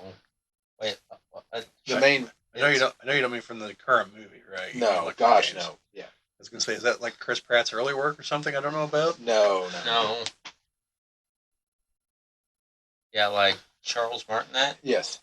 Which, Charles Martinet. His big roles are Mario, and it's some other stuff. But it's funny because he also plays a dragon in Skyrim. So you're saying he doesn't have a bunch of range, like say Frank Welker. It was everything from like the voice of Megatron in the old Transformers cartoon to eventually the voice of Galvatron and then Megatron in the movies. Oh. A copy of Hotel Mario is up to $98. There you go. But also like the voice of the Malbolgia in the Spawn movie, voice of the Devil in the Golden Child, and like 200 other credits. And I'm just saying, I believe he's the highest paid voice actor in Hollywood, if I recall correctly. Frank Welker. Charles Martinet, his main thing is Mario. Yeah. Well, and I think I saw one other person at Indiana Comic Con that involves gaming too. I think Nolan North is going to be there. Yes, they just announced it. Oh, hey, Nolan North. Along with the guy that plays Frank Castle. Yeah, Jason Berthenol. Yeah. I told Owen, I go, yeah, Punisher's going to be there. He's like, why do I care? Oh, Charlie Cox. Yeah, I think there's a group picture option for him, Charlie Cox, and I think Rosario Dawson. I mean, who does Nolan North even voice? Obviously, Nathan Drake, I know that. Deadpool in the Deadpool game. I forgot that. Actually, no, I didn't. You can get the T1000's autograph. That's right, Robert Patrick is. I still need Lou Ferrigno, George Takei. I still need to watch Terminator. I was going to say, I wanted to get Randy Quaid to sign my copy of Hard Rain. That'd be funny. You should do that.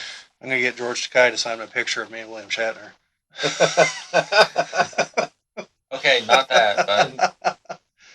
Oh, that would be pretty good. He'd be like, what the hell's this? I mean, really? I mean, Corey Feldman, John Cleese. Oh, yeah, no, it is quite a lineup. Like, don't get me wrong. My main complaint is the lack of comic book folks. But, like, yes, for the stars, yeah, there's one hell of a lineup. Right, there isn't a lot of, like... I'm just not interested in most of them, but... Oh, speaking of comics, I have actually... Well, my friend lent me some comics, so I finally read The Killing Joke. Oh, yeah? What'd you think of that? It's something. Oh, it sure is. Yeah, I tell you what, Owen. As much as that qualifies as that's something, have you ever seen the animated movie version of it? I've seen clips. Like the animated movie goes a few other places that it's like, what is happening here? Like the beginning of the movie, Barbara sleeps with Batman. And it's one of those like, man, I know where this movie's going. Like I don't want to sound like really awful, but I really hope for her character's sake that she enjoyed that. Because like, that ain't gonna be happening anymore. After the Joker shoots her and paralyzes her. Yeah. And then subjects Jim Gordon to the horror roller coaster of here's the things I did to your daughter. Yeah. Like that is I'm surprised they made an animated movie version of that one. Yeah. Yeah, that's something. And I've got it too. I've got a book of DC Alan Moore stories. Which if you're interested, I'll let you borrow it because others are good. I mean that one's not a bad story. I'm not trying to but it's just off. But the Off. yeah, like everything with the Joker, where it's like, oh, let's show what an insane psychopath would actually do.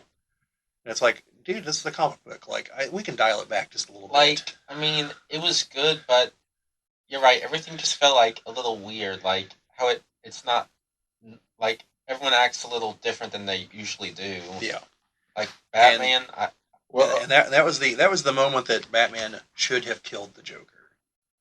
Like, I know he's got the code and all. Like, oh no, I'm afraid I'll slip. Like, no, you won't. This person is a monster that should be put out of society's misery. Like, this was the ultimate crossing the line moment.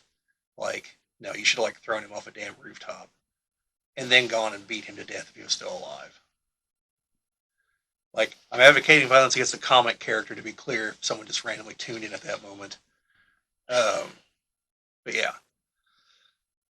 Now, whatever happened to the Man of Tomorrow is a good story.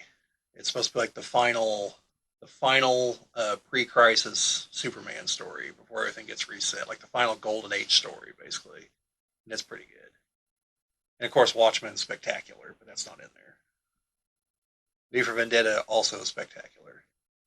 You will also notice certain themes that continue to pop up that have led many people to question if Alan Moore needs to seek professional help.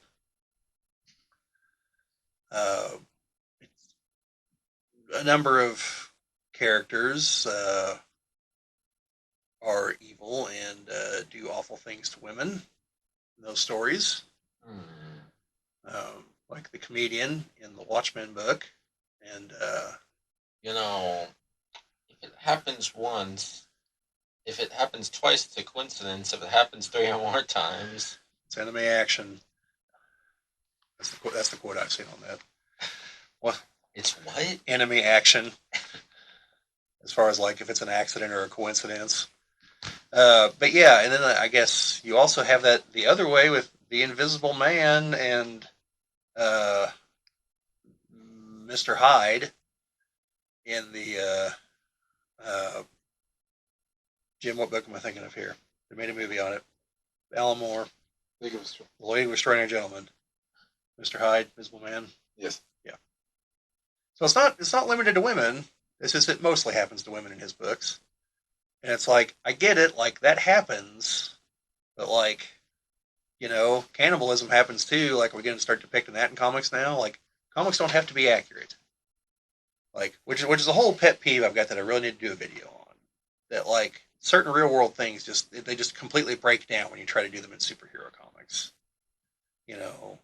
And like unless you're gonna make like Watchmen, where it's a dedicated comic that has a beginning and an end, then don't even try to tackle those themes because they just don't work in the fantasy land that is superhero comics. So there's one I just watched this last night about just somebody doing like a brief synopsis of a comic book, and this is one Owen I think you would like probably do if you maybe not. Called Batman Last Night on Earth. I've heard of it, but I haven't read it. So pretty much Batman wakes up, or Bruce Wayne wakes up in an asylum, and he thinks he's gone crazy or whatever. I mean, he has. And people are like, well, no, your moniker Batman is just a character you put on. All the people in the insane asylum look like characters, like one looks like the Penguin, one looks like all of those characters are people that he saw in the asylum. Yeah. But at some point, it turns out, I don't know if he's a clone or something. He's a clone so that this older Bruce Wayne can transfer his mind into his body, kind of thing, and that the actual Batman had destroyed the earth, or had killed the world. Huh. So pretty messed up, pretty whatever. So that reminds me of two different things from Batman Beyond, by the way. One is there's an episode where Shriek, I think, has somehow like gotten close enough to Bruce, like put a thing so he can like talk, and Bruce sounds like a voice in his head. And at the end, he's like, "Well, I knew I wasn't crazy." And Terry's like, "Well, how'd you know?" He's like, "Well, I don't call myself Bruce." He's like, "What do you call yourself?" Just kind of looks at him and was like, "Oh, right, I forgot. You are crazy." He calls himself Batman. He doesn't call himself Bruce. And Shriek would not have known that because he didn't know who Bruce Wayne is. He was just attacking Bruce Wayne, you know.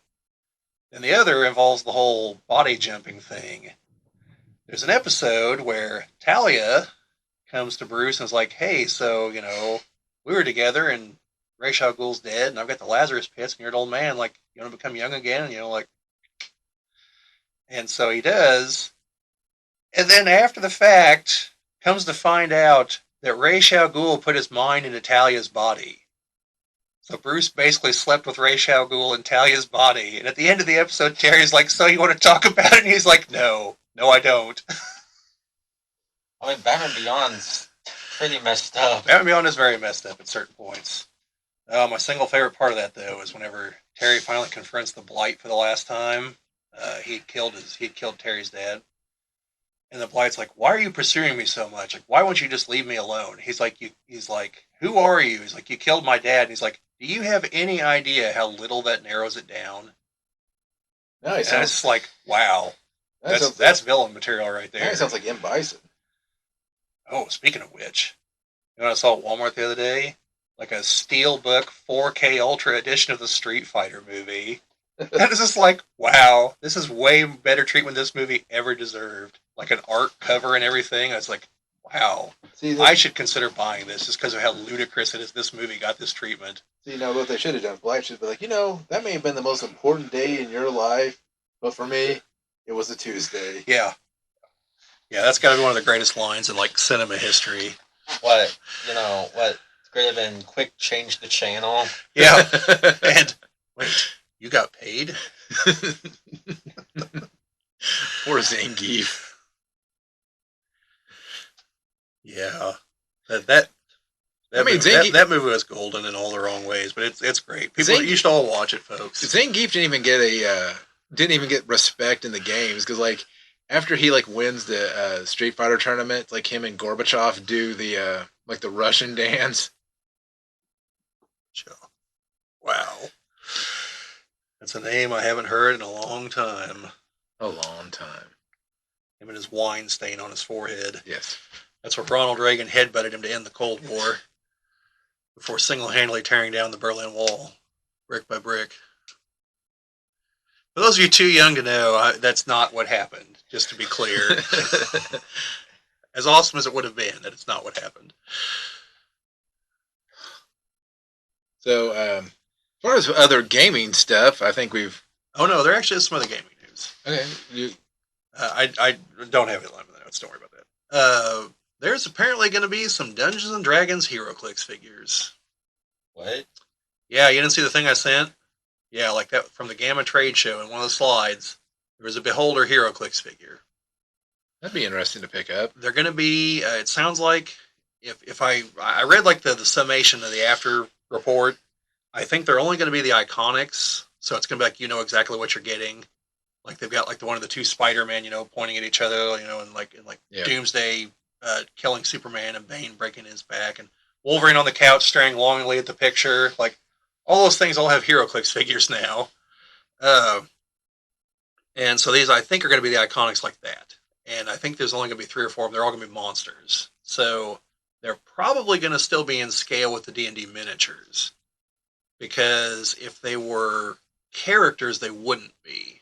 Because HeroClix uses an 1.5-inch grid, and D&D uses an inch grid. So human-sized characters are bigger. Plus, they made them bigger before we stopped playing. Remember? Yeah. So their humanoids are a little more difficult, but I know it's going to be that. I think an owlbear, and maybe some others. But yeah, could be a cheap way to get a decent Beholder figure. So yeah, that'd be something we may look at picking up. Only HeroClix I'll be buying probably. Well, there's a couple of the Iconics I should get because I do like them, especially the Wolverine. The only clicks I still have are a couple horror clicks, and that's like the Alien vs. Predator set and the Jason vs. Freddy set. Yeah. Also back when they really liked to make giant base figures. Yes. Oh yes, the Alien Queen. Well, I remember because even the one I had was the Mole Man's monster. I can't think what its name is. Oh, Dad, stop hitting stuff. Phone fell off. What was his name? I don't know. It's Mole Man's Monster, as far as I know. I think it's literally just Mole Man's Monster. But I had that one, and then I remember some people had like the Fiend Fane Boom, which was gigantic. I think some of the person just had like its finger. Yeah, I Because think it's the captain. I think is that guy's name. It was like a heavy object. Yeah. I remember when the Galactus actually had a giant figure, and so did the Spectre, that were just like, yeah.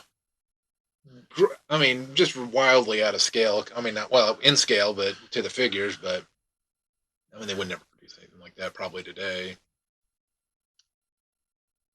I don't know what to see. But I know the Phoenix Sentinel figure finally went up for sale on their website though, so I might buy one of those. It's a HeroClix figure. Yeah, it's from a comic set in the Mojo verse. Whenever Mojo is just like he's trying to crush the X-Men, so he just has a bunch of things that are just mashups of various X-Men villains, and that's one of the things in the background is a Sentinel with the Phoenix Force. So yeah, As you do. yeah. Weird things in the Mojo verse. I tell you what, I know it'll never happen, but I would love one of the movies to somehow deal with the Mojo verse. Like that would be pretty spectacular. And it could give some, commentary on like entertainment. But yeah, so you got that. The good folks that run the D&D stuff apparently have decided they're not going to localize anything for Brazil. Why? I guess it's just expensive getting things written in Portuguese. Apparently they're going to do the same thing with Magic the Gathering cards. They're just writing off Brazil, the largest country in South America that there's like huge markets for. Well, they could just find someone that's bilingual to translate. Yeah, you would think, again, because Brazil being the largest country in South America, there's probably someone there that speaks English that you could hire, probably relatively cheaply. Well, I think there's also more than one country that speaks Portuguese. Portugal? Portugal. I mean, yes. There's also the option of looking to Europe and to Portugal, but we just got to keep cutting costs. Yeah, like apparently they fired all the people that do the book stuff, like just before they're getting ready to release a new edition. I mean, like they're just doing these weird, wacky cuts to things, and everyone's like, "What are you doing?" This isn't shooting yourself in the leg. This is shooting yourself in. I mean, this isn't shooting yourself in the face. I mean, like D&D is one of the things actually making you money and expecting to survive it. That's the yeah.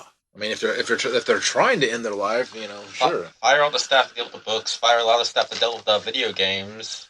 Yeah, and so apparently one of the reasons why all this stuff is showing up like at Ollie's and Ross is they like liquidated a bunch of inventory, and those are the two that bought it up. Although I sent Chad a picture. If I think about it, I'll put it here in this part if I can find it again.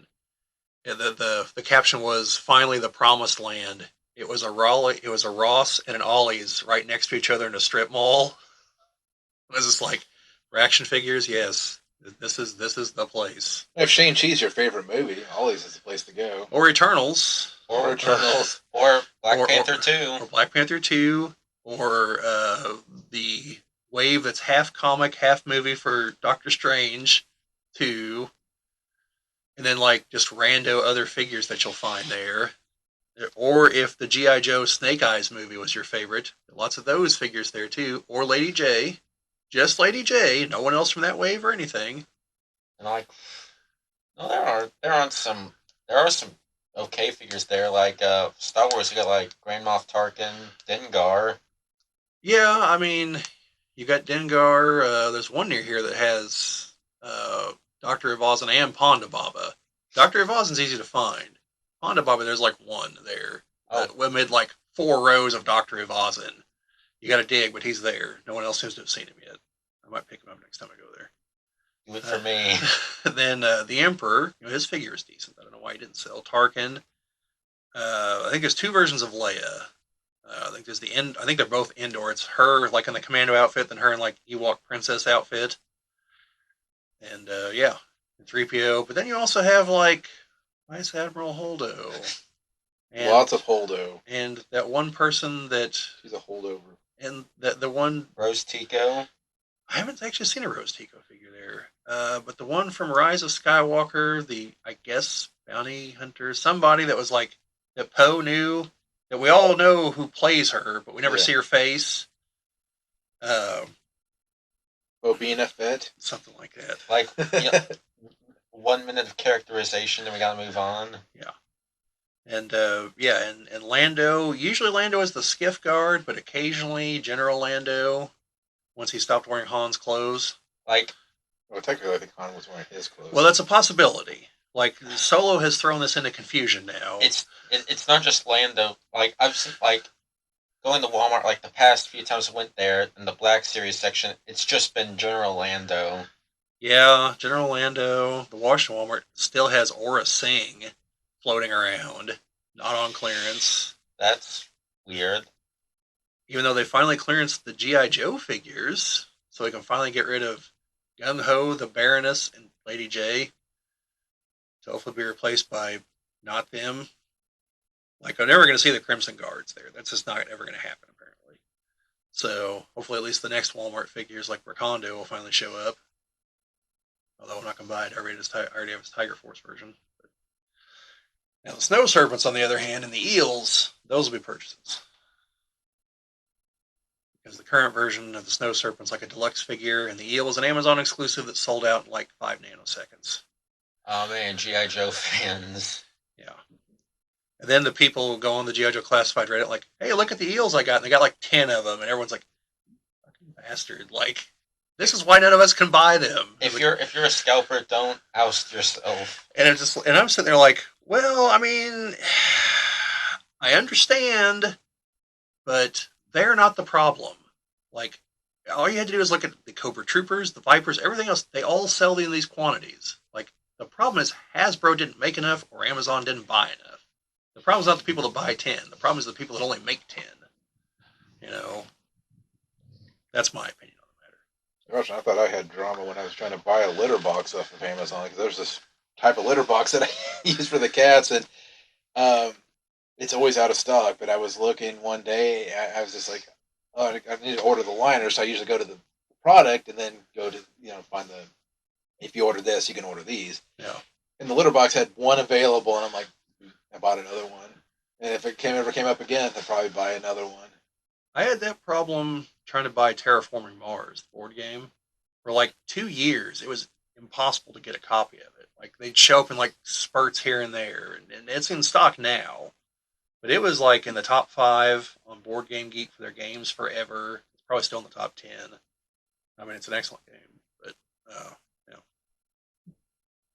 yeah, no. Now my current quest is trying to find these sink liners that Mom wants, that Rubbermaid makes. That I bought them from Amazon before, that have them in stock now. And I've also checked a couple stores in Bloomington the other day. Walmart doesn't carry them. I think Rubbermaid might have actually stopped making them. So yeah, Always fun. might have to go to eBay. Like, whenever they came to me, like, hey, our turkey carving knife we've had for 20 years is broke. Like, can we get replacement parts? And I get to look and it's like, I'll just buy you a new one. Here's one that's never been opened for $10. They're like, wait, what? I go, yeah, it's from the 80s. Like, same knife. Like, I can see the pictures. And I get it, and they're like, why would anyone still have this? I go, who knows? Don't question it. It works. Just go with it. eBay's kind of a realm of mystery. Yeah. It's like that area at the end of the first Loki season, where everything just kind of collects at the end of time. That's what eBay basically is. Well, I mean, It and Facebook Marketplace. Well, I can say the Buy It Now has made eBay just a little bit. I mean, obviously it's nicer because you don't have to worry about bidding and all that. But there was something about trying to scalp a bid, or snipe a bid right at the very end. Yes. 5 seconds left. From practice, I know that's how long it takes my computer to get this in. And go. Because you'd see You thought you had it, and then you didn't. You'd see like the bid would be like $2, and then all of a sudden at the very end it'd be like $40 or $50, and it's just like, You're like, oh, I've already been outbid. How's that possible? And someone else is like, $100. Like, nope, you can have it. Yeah. Nope, I did buy a purchase on eBay which fits right into gaming. So last podcast I talked about my TurboGrafx CD, the TurboGrafx 16 and the TurboGrafx CD, as they're 2 different consoles combined together, just like the Sega Genesis and the Sega CD. I didn't have any games for the TurboGrafx CD, so I was like, birthday's coming up. I'd like to get a game for it. girlfriend's like, okay, I'll buy you a game for it. It wasn't cheap anyways. It was like $140. And that's every single game, like regardless of what it is. I'm like, well, if it's that much, I might as well get one I'm gonna like, not just get one so I have a game. So Turbo CD game that I picked, or she picked up for me, is Loom by LucasArts. And yes, it does contain a loom. It's a loom that weaves the universe. And somebody's, I guess, sewing Discord into it. I don't know if it's Melkor. It's like the Loom of Fate or something, like from Greek mythology. Maybe. I don't know. I just know it turned everybody into swans, except for your character for some reason. Uh-huh. Well, that kind of sounds like Neon Genesis Evangelion, only everyone got turned into orange juice. Yes. But yeah. So Watch it. I'm not making that up. So you have to go. You have to go on an adventure to, I guess, repair the loom. I don't remember exactly. I played it many years ago. I don't have it on PC anymore, but I thought, hey, I liked the game back then. Get it for the Turbo CD. Like I said, it was about 130. I think is what I paid with shipping and everything. It was like 140. Not a terrible price, I guess, but a little more than I would want to spend on it. But I got a game for it now, so that's what I was talking about. At some point, I need to get the recording equipment so I can actually show people, hey, look at this Turbo CD. This is what it looks like. This is how it works, and then have it not work. Yeah, I should look into that for some PC games. I'll strike while the iron's hot right now and play Dune 2000. Show everyone what basically Command and Conquer in the Dune universe looks like. Very similar to Command and Conquer, but with sandworms. Which that's kind of like a chicken the egg thing, because Command and Conquer apparently is largely based on concepts from an older Dune game that was a real-time strategy game. So Westwood was like, hey, let's do that, but not the spice. And that's where Command and Conquer comes from. And then they made Dune 2000 later on. So. Yeah, I saw that one of the YouTubers I watched did I guess, review on Dune, a Dune game from 32 years ago. I have no idea which one it is, but that might be the first one. 1992. Yeah, because that's before Command and Conquer. That might be the first. Was it a real-time strategy game, kind of? Possibly. I didn't watch it yet. Because I just got a picture of a sandworm on it. Well, because I noticed someone else did a review of a Dune game. I didn't watch the video. Apparently, an adult Dune game. If you catch my meaning. That's like that makes me always think let's just say it might have involved the popcorn bucket. It makes me think of where people keep going, I think I've downloaded the wrong movie, and it's like usually like the porn version of whatever movie. No, that's what the picture looks like. I have no idea. Sandworm. Yeah. Yeah, some of those alternative versions are funny at the very least. I won't talk about the Lord of the Rings alternate version, even though I did watch most of it. Well, yes, I actually did watch it for the plot, not the other, because I had to know, just where do you go with this? Well, I like also. Apparently, where you go is not Mount Dune, but Mount Poon. Well, I do. That's the level of discourse you're looking at with this movie. Just fair warning. I do appreciate the word humor that they'll do in the titles too.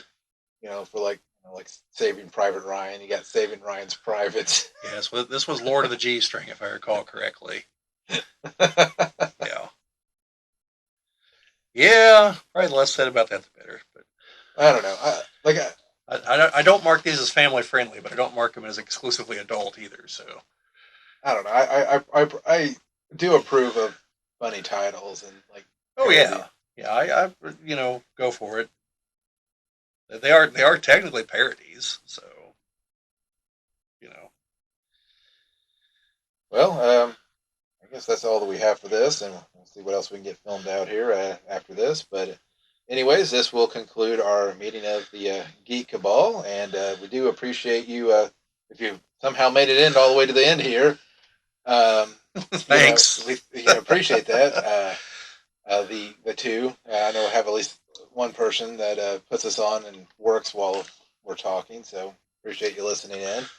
But definitely, if you're still listening in, make sure you do the likes, the comments, share, subscribes. Like I said, we're up to 347 right at the moment. We do appreciate all of that. And yeah, we'll see you on the next one.